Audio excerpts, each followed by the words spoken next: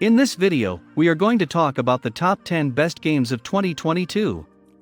So before starting, please like this video and subscribe to this channel for future updates. New video games are always scarce in the first few months of a new year. Developers who miss the holiday season's deadline often cut bait and push the fruits of their labor into January or February to purchase some extra polished time. Nonetheless, I don't believe I've ever witnessed anything quite like the winter of 2022. The COVID bottleneck is lessening, studios are at full capacity, and Namco and Sony are launching two of the largest titles on their respective dockets in the same week, far ahead of the prime autumn real estate. Let's start. Number 10. Nobody Saves the World. By the second or third time you've leveled up in most RPGs, your character's fate is sealed in stone. We put some talent points into strength and dexterity and accept the reality that we'll have to restart the game at some time if we ever want to play a mage. Nobody Saves the World, on the other hand, is specially designed to address that issue. Nobody, the protagonist, can shift into 15 various forms, covering every cliched fantasy trope: a dragon, a warrior, a ranger. Each form has its own set of skills to unlock, and different move sets can be changed in and out of across the board. The effects are sacrilegious in the greatest possible way. Your meager spellcaster is suddenly wielding some of the game's most tanky cooldowns. By the time you're done with it, Nobody Saves the World has shown you everything it has to give. Number 9. Rainbow Six Extraction. Extraction feels like a big expansion pack for Rainbow Six.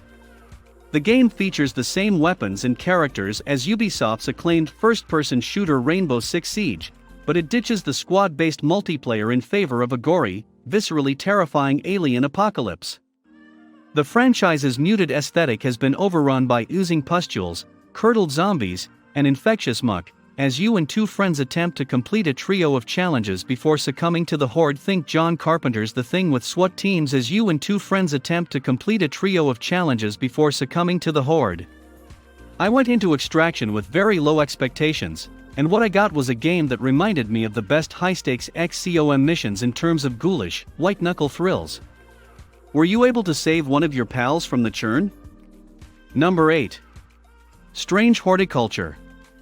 Strange Horticulture is a game about gazing at plants, as the name suggests. Customers who are in need of herbal medicines flood your door, and you examine a dusty tome full of botanical theory before giving the specimen of their choosing. This may sound tedious at first, but once Strange Horticulture gets into its stride, you'll enjoy the complex deduction mechanism that drives the design. With only a few indications, you're required to study over an encyclopedia of phytologic disclaimers, narrowing down the exceptions and edge instances until you're certain, without a shadow of a doubt, that the man in your shop requires the plant with blue blooms and triangle-shaped leaves. At last, a video game that allows us to feel intelligent and bucolic at the same time. Number 7. Uncharted: Legacy of Thieves. Naughty Dog is known for re-releasing its old library, so it's no surprise that the renowned PlayStation developer paired its PS4 Uncharted titles with the terrible film adaptation. However, if you missed Uncharted 4 or The Lost Legacy when they first came out in 2016 and 2017, The Legacy of Thieves is a must-play on the PlayStation 5. Nathan Drake is often depicted in the Uncharted series as an unruly manchild who becomes strangely petulant when he doesn't get his way, but the fourth and last game in the series was the first to examine his selfishness. It's also one of the best action games released in the last decade. And Naughty Dog experimented with an open-world gestalt in The Lost Legacy, a mini-chapter that centers on two of the franchise's most iconic characters, which has me interested for whatever the firm comes up with next. Number 6. Pokémon Legends: Arceus. It wasn't necessary for Pokémon to evolve. New editions of the major series, Sword and Shield, as well as remasters of 2DS classics, Brilliant Diamond and Shining Pearl, have been released in the last 3 years. Those games all did exceptionally well, demonstrating that the Pokémon formula is still profitable 30 years after Red and Blue. However, Pokémon Legends: Arceus depicts a future in which Nintendo abandoned the overly basic RPG trappings in favor of something more significant.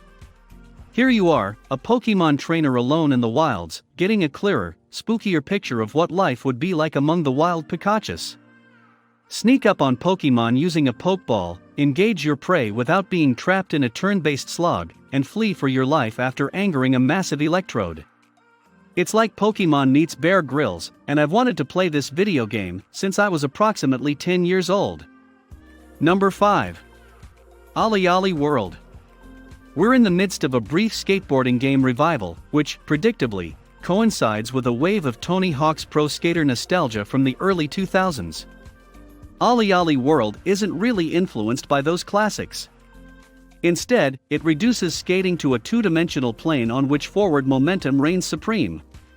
Each level throws you into a grueling obstacle course flanked by ramps, rails, and halfpipes, with the goal of making it to the checkpoints alive. In practice, this means you'll be able to seamlessly integrate wall rides with 5-0 grinds, establishing a rhythmic, almost parkour-like cadence with your tricks. Number 4. Saifu. The beat-em-up genre has died. A new Teenage Mutant Ninja Turtles game isn't coming anytime soon, and you'll still have to drive to your local Six Flags to play the Simpsons arcade game. In that void, Saifu was born, and it resurrects one of video games' most fundamental pleasures, knocking out a lot of dudes in a dive bar. Saifu has no plot other than a reheated collection of kung fu cliches, and its gameplay never changes for the course of its 7-hour runtime. You are being hunted by enraged men. With your fists, show them no mercy. But that doesn't matter, since combining a package of punches and kicks on some nameless heavy leaning on a pool table still feels as fantastic as it did in 1993. Number 3. Total War Warhammer 3. Once upon a time, Total War was a franchise steeped in historical orthodoxy. From Napoleon's front lines to feudal Japan's Oda clan, we wrought havoc, forever constrained by the confines of planet Earth. With 2016's Total War Warhammer though, developer Creative Assembly shifted its focus to orcs, elves, and demons, and 6 years later, the trilogy's conclusion has arrived. Warhammer puts you in command of a rampaging army anxious to meet its foe on the open battlefield, just like the previous games. Although there is enough of positional tactics to consider, Total War is more about sitting back and reveling in the great viscera of your cavalry's perfectly timed flank. The emphasis on narrative in Warhammer sets it apart from its predecessors.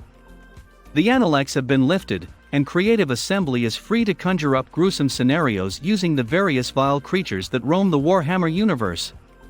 Number 2. Horizon Forbidden West. It's difficult to comprehend the setting of the Horizon series. You're a Neolithic cave woman living in an ancient America inhabited by monstrous robotic dinosaurs. You'll use a spear made of serrated silicon chips to fend them off.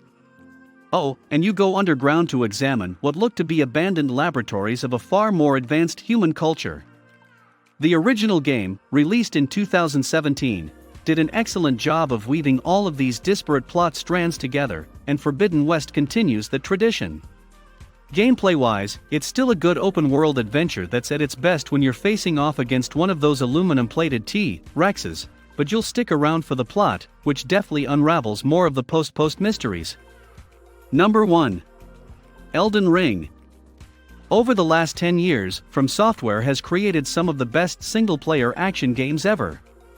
Dark Souls, Bloodborne, and Sekiro let us loose in interesting universes filled with terrifyingly challenging enemies and a teeming underworld of mysteries, Easter eggs, and branching pathways that piqued our interest long after the credits had rolled. Elden Ring is the company's most daring transformation ever. From Software throws its conservative linearity out the window and masterfully stretches its epic, Soulsian grandeur in every direction with a world map that rivals the vastness of Grand Theft Auto's Los Santos. This is an open-world game designed to the highest possible standards, with bespoke scripted experiences filling every inch of the atlas, removing the repeated simulacra that clog up the ordinary Assassin's Creed adventure. What do you think about our video? Let us know in the comment box below. Please like this video and subscribe to this channel for our future updates. Thank you.